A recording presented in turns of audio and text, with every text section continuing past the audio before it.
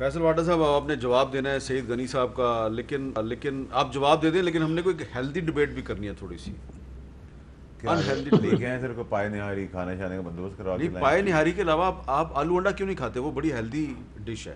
اچھا سر دیکھیں، اب آپ اندازہ لگا لیں ہیلدی ڈبیٹ کو یہ پائے کہتے ہیں. میں تو آپ پہ طنز کر رہا ہوں، آپ طنز بھی نہیں سمجھ رہے. دیکھیں میں سعید غنی صاحب کی آج بات کو داد دیتا ہوں کہ اس کانفیڈنس سے وہ صوبے کی ایسے باتیں کر رہے ہیں جیسے انہوں نے مینہٹن بنا دیا ہو یا لنڈن بن گیا ہو سندھ.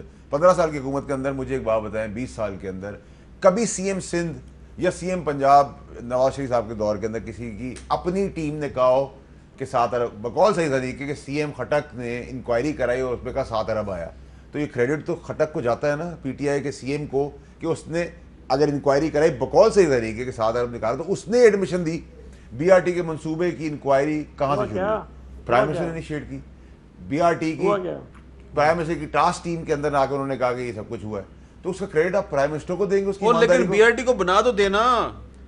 نہیں ہوا کیا 7 ارب کی کرپشن تھی، کس کے خلاف کارروائی ہوئی، کس کو جیل میں ڈالا؟ ایمانداری کو کوشچن تو نہ کریں. آپ مجھے ایک معاملہ کیسے ملا سکتے ہیں؟ اب آپ مجھے بتائیں، پرائم منسٹر کا کوئی تعلق نہیں اب بی آپ آر ٹی مجھے سے. بتائیں کہ رانا صاحب نے کہا کہ جی آپ نے وائرس کے اندر کیا کیا. میں نے آپ کو کہا کہ اگر 20 کروڑ لوگوں کے اندر 1% ہوتا ہے 20 لاکھ ہو جاتا ہے، آپ کیسے سنبھالیں گے؟ اللہ کا احسان ہے ابھی بھی اس ملک کے اندر کہ ہمارے حالات وہ نہیں ہیں. لیکن آپ مجھے بتائیں ابھی جو کرنے کی ضرورت ہے، بجائے ہم لڑائی کریں، ہم سارے ساتھ مل کے قوم کو، عوام کو ایجوکیٹ کریں کہ بہت ڈینجرس بیماری ہے، احتیاط کریں. ہم کرفیو لگا دیتے ہیں، کرفیو لگانے کا کسی نے ہاتھ ملانا. چلے آپ بالکل بھی کرفیو کی بات نہ کریں. آپ تینوں حضرات بڑے معزز، آپ تینوں بڑے معزز حضرات ہیں، فیصل واٹر صاحب، رانا ثناء اللہ صاحب، سعید غنی صاحب. آپ تینوں اب یہ بتائیں کہ لاک ڈاؤن ہمیں لاک ڈاؤن کی طرف واپس جانا ہے یا مزید احتیاطی تدابیر کرنی ہے؟ اور اگر احتیاطی تدابیر کرنی ہے تو لوگوں کو پہلے یہ بتائیں کہ آپ خود کیا تدابیر کر رہے ہیں جو لوگوں کو بھی کرنی چاہیے، یہ بتائیں. سب سے امپورٹنٹ چیز یہ ہے کہ سر لاک ڈاؤن کو سسٹین نہیں کر سکتے. لاک ڈاؤن حل ہے، سسٹین کیسے کریں گے؟ ٹھیک ہے، بجلی کا بل نہیں بنے گی، بجلی کٹ جائے گی، ایک آدمی کو خوراک نہیں ملے گی، وہ بھوک سے مر جائے گا، اس کا بچہ تڑپ رہا ہے، ٹھیک ہے، نہ بجلی اس کے پاس آئے گی، نہ کھانا آئے گا، نہ ڈیلی ویجر کا آدمی جائے گا، تو پریکٹیکلی پاسبل نہیں ہے. جو چیز پاسبل نہیں ہے تو وہ آپ کب تک کرا سکتے ہیں؟ ہٹ گیا. اب آپ سب سے پہلے ایجوکیٹ کریں لوگوں کو، پاکستانی جذباتی بھی ہیں، دلیر بھی ہیں، کہ یہ بہت خطرناک بیماری ہے. آپ اس کی ایس او پیز فالو کریں، سینیٹائزر یوز کریں، صابن یوز کریں، ماسک پہنیں، ڈسٹنس رکھیں، آپس میں لیگ آپ نہ ڈسٹنس کریں. رکھتے ہیں؟ ظاہری سی بات ہے. کتنا رکھتے ہیں؟ 6.5 فٹ. 6.5 فٹ؟ پوچھے کیوں میں نے 6.5 فٹ کا؟ 6.5 فٹ کیوں کہا؟ کل میرا 6 فٹ ہے اور اس کا ایک سٹیپ لے کے 6.5 فٹ کا ڈسٹنس کریں. اگر آپ یہاں کریں تو یہاں آپ کی وجہ سے میرا 6.5 فٹ کا ڈسٹنس آپ نے خراب کیا تو آپ لائبل ہے. کتنا یہ 6.5 نہیں ہے، یہ 5. ویسے تو نون لیگ کے ساتھ میں 60 فٹ کے فاصلے پہ بیٹھتا ہوں، لیکن آپ نے شرارت کی ہے کہ 4.5 فٹ پہ میں بٹھا دیا. نہیں 5.5 فٹ ہے. آپ ناپ لیں. رانا صاحب آپ ابھی آپ آئے تھے تو آپ نے یہ ماسک پہنا ہوا تھا، اور آپ کو ماسک میں دیکھ کے مجھے بڑی خوشی ہوئی کہ آپ بھی ذرا احتیاط کر رہے ہیں. نہیں وہ اس وجہ سے احتیاط نہیں کر رہے، وہ تو اس وجہ سے بھی احتیاط کر رہے ہیں نا کہ نہ جائے. ان کو پتا تھا کہ آج فیصل واڈا آ رہا ہے اس لیے وہ ماسک پہن کے. نہیں، پچھلی بار ایسا ہوا تھا کہ سعید غنی صاحب تھے شو پہ اور میں تھا اور رانا صاحب تھے جی، اور اس کے اگلے دن رانا صاحب. نہیں اب آپ نے اگر بات شروع کیا تو پھر مجھے پوری بات بتانے دیں. وہ بالکل صحیح کہا آپ نے کہ آپ تھے، رانا صاحب تھے اور سعید غنی صاحب تھے، اور رانا صاحب ادھر ہی بیٹھے ہوئے تھے. انہوں نے کہا جناب مجھے پتہ چلا ہے کہ یہ مجھے کسی کیس میں گرفتار کر لیں گے، اور اگلے دن رانا صاحب جو ہے وہ لاہور جا رہے تھے، ان کو گرفتار کر لیا. اور آپ مجھے ملے تھے، یہ پرائیویٹ بات کر سکتا ہوں میں آپ کی اجازت سے؟ نہیں کرتا. ویسے رانا صاحب ان کے جذبات آپ کے ساتھ تھے، مجھے علم ہے، پتہ ہے یہ، اس لیے میں ان کی بڑی عزت کرتا ہوں. اچھا آپ اس بات کو چھوڑ دیں، یہ تو انہوں نے خود بات شروع کی. اب آپ یہ بتائیں کہ اب آپ کا کتنا فاصلہ ہونا چاہیے؟ ابھی 5.5 فٹ ہے.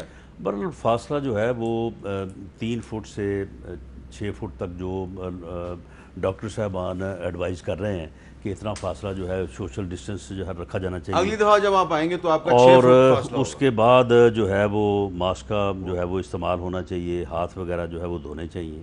لیکن اب معاملہ یہ ہے کہ جن لوگوں کو یہ ہو چکا ہے اور یہ پچھلے دنوں میں جس طرح سے بے احتیاطی ہوئی ہے، تو اب اس کے بعد پھر وہ کیسز جو ہیں وہ تو باہر آئیں گے، وہ تو سامنے آئیں گے. اب یہ جو کہہ رہے ہیں کہ جی اب کیسز زیادہ آ رہے ہیں، اس سے پہلے کم آ رہے تھے، میرا خیال یہ ہے کہ پہلے ٹیسٹ نہیں ہو رہے تھے اس لیے کیسز کم تھے. اب ٹیسٹ زیادہ ہو رہے ہیں، کیسز زیادہ ہو رہے ہیں. اب یہ 50,000 کی کیپیسٹی پہ جا رہے ہیں، 50,000 شروع کریں یہ اس سے بھی جو ہے وہ کیس بڑھیں گے. اس وقت جو ڈینجرس یا جو یعنی تشویشناک صورتحال ہے وہ یہ ہے کہ جو ڈیتھ ریٹ ہے وہ بڑھ رہا ہے. کل 105 تھا. اگر یہ ڈیتھ ریٹ جو ہے یہ ود ان لمٹس رہتا وہی 30 40 50 کے نیچے تو پھر شاید اتنی جو ہے وہ صورتحال جو ہے نا وہ کشیدہ نہیں تھی.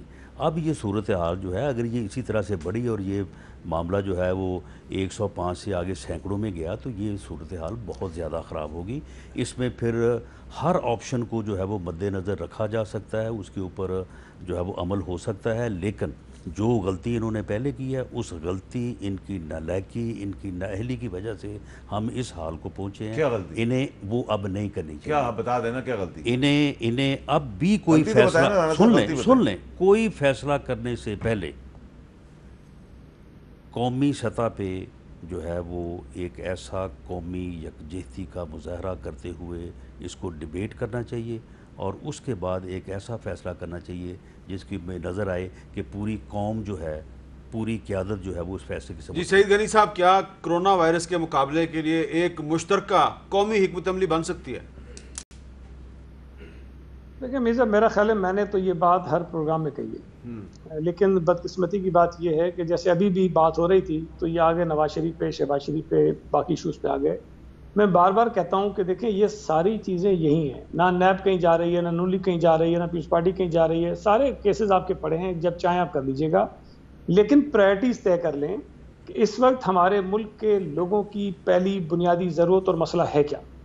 میں یہ سمجھتا ہوں کہ یہ کرونا ہے, آپ یہ سمجھتے ہیں کہ کرونا ہے, رانا صاحب سمجھتے ہیں کہ کرونا ہے, ڈاکٹر سارے کہتے ہیں کہ کرونا ہے, لیکن ایک فرد ہے یا ایک جماعت ہے جو یہ سمجھتی ہے کہ نہیں, کرونا سے زیادہ ضروری یہ ہے کہ اپوزیشن کو رگڑا لگاؤ, کرونا سے زیادہ ضروری یہ ہے کہ نیب کے کیسز بناؤ, کرونا سے زیادہ ضروری ہے کہ اپنے مخالفین کو جیلوں میں ڈالو.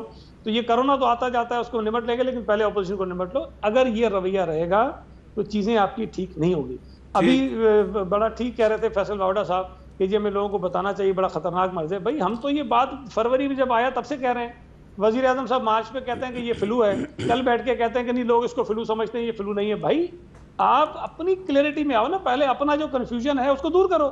آپ یہ پہلے بتاؤ لوگوں کو کہ یہ فلو ہے کہ نہیں ہے, یہ خطرناک ہے کہ نہیں ہے, ہمارے لیے چیلنج ہے کہ نہیں ہے. لیکن آپ جب تک ایک میسج نہیں جائے گا نا میر صاحب, دیکھیں میں بیٹھ کے یہ کہوں گا کہ خطرناک ہے, فیصل بیٹھ کے کہے گا خطرناک نہیں ہے, کنفیوژن تو لوگوں کے ذہنوں میں آ جائے گا. سعید غنی صاحب, جب این سی او سی کا اجلاس ہوتا ہے وہاں پہ این سی او سی کے اجلاس میں تو اسد عمر صاحب بھی ہوتے ہیں, سی ایم صاحب بھی ہوتے ہیں, سارے ہوتے ہیں. وہاں پہ تو ایک پالیسی نظر آتی ہے, لیکن ٹی وی کے ٹاک شو میں پالیسی مختلف ہو جاتی ہے. اس کی کیا وجہ ہے؟ نہیں, میں آپ کو مثال دیتا ہوں. یہ الزام ہم پہ لگ جاتا ہے, لیکن میں آپ کو 3-4 مثالیں دے کے ثابت کرتا ہوں. دیکھیں ابھی ایک آخری مثال یہ تھی کہ این سی او سی کا ایک پروپوزل آیا جس کے ڈاکومنٹ ہمارے پاس موجود ہیں. اس میں انہوں نے کہا کہ شاپنگ مال اور جو بڑے سپر اسٹورز ہیں اس کو بند رہنا چاہیے. این سی او سی کا پروپوزل تھا. این سی سی کی میٹنگ میں اس کو اڈاپٹ کر دیا گیا, سب نے کہا کہ چلو ٹھیک ہے. لیکن اس کے بعد جب سپریم کورٹ میں ہیئرنگ ہوتی ہے تو سپریم کورٹ جب پوچھتا ہے کہ جی شاپنگ پلازا کیوں بند ہے, تو پنجاب کا ایڈوکیٹ جنرل کے کہتا نہیں ہمارے ہاں تو بس ہم کھولنے جا رہے ہیں, کے پی نے کہا ہمارے یہاں ہے نہیں, بلوچستان نے کہا ہمارے ہے نہیں. چیف جسٹس صاحب یہ کہتے ہیں جی سندھ کے لوگوں کے ساتھ کیوں زیادتی ہو رہی ہے, آپ نے کیوں بند کیا ہوا ہے. بجائے اس کے کہ پنجاب یہ کہتا ہے کہ جناب این سی سی کا ڈیسیژن ہے جو ہم نے کہا سپریم کورٹ میں, تو اس کا مطلب یہ ہوا کہ این سی سی کا فیصلہ تھا کہ 31 مئی تک ہم نے اس طرح کرنا ہے. لیکن سپریم کورٹ کی ہیئرنگ جو غالباً 13 یا 14 مئی کو ہوئی تھی اس میں آگے پنجاب نے سپریم کورٹ نے وہ بھی ختم کر دیا. نہیں میری بات سنیں, یہ باتیں بڑی ضروری ہیں. اس سے پہلے ٹرانسپورٹ کے مسئلے پہ فیصلہ ہوا کہ ٹرانسپورٹ بند رہے گی, اتفاق نہیں ہوا. اس کے بعد پنجاب نے کچھ دنوں کے بعد ٹرانسپورٹ کھول دی, این سی سی کے فیصلے کی وائلیشن کی. اسد عمر صاحب نے 1 اپریل کو بیٹھ کے کہا کہ تمام انڈسٹریز بند رہیں گی. 4 دن کے بعد پنجاب کے اندر انڈسٹریز کھول دی گئیں. بھائی این سی او سی کے فیصلوں کی وائلیشن اگر ایک صوبہ کرے گا تو دوسرے صوبوں پر دباؤ آتا ہے. سندھ تو وہ واحد صوبہ تھا جو این سی سی کے فیصلوں پر آخر تک کھڑا رہتا ہے کہ جی اگر یہ فیصلہ ہوا ہے ہم اس کو پسند کرتے ہیں, نہیں کرتے ہم اس کے ساتھ کھڑے ہیں. لیکن دوسرے صوبوں میں وائلیشن ہوتی ہے, الزام ہم پہ آ جاتا ہے کہ ہم نہیں مانتے ہیں. تو میں گزارش آپ سے کروں گا, یہ سارا ریکارڈ پہ ہے ساری چیزیں. چلیں ایک دفعہ پھر اب میں ایک دفعہ پھر کوشش کروں گا, صوبوں کے ڈیسیژنز ایک آخری کوشش کروں گا کہ کوئی تھوڑا سا ایک ہیلدی قسم کا ایک کنسنسس ہو جائے کسی معاملے پہ. اور اس میں ظاہری بات ہے اب فیصل واڈا صاحب منسٹر بھی ہیں تو ان کا ایک اہم کردار ہوگا اگلے 2-3 منٹ میں کہ یہ اگر چاہیں تو کنسنسس پیدا کر سکتے ہیں. ان کا قصور نہیں,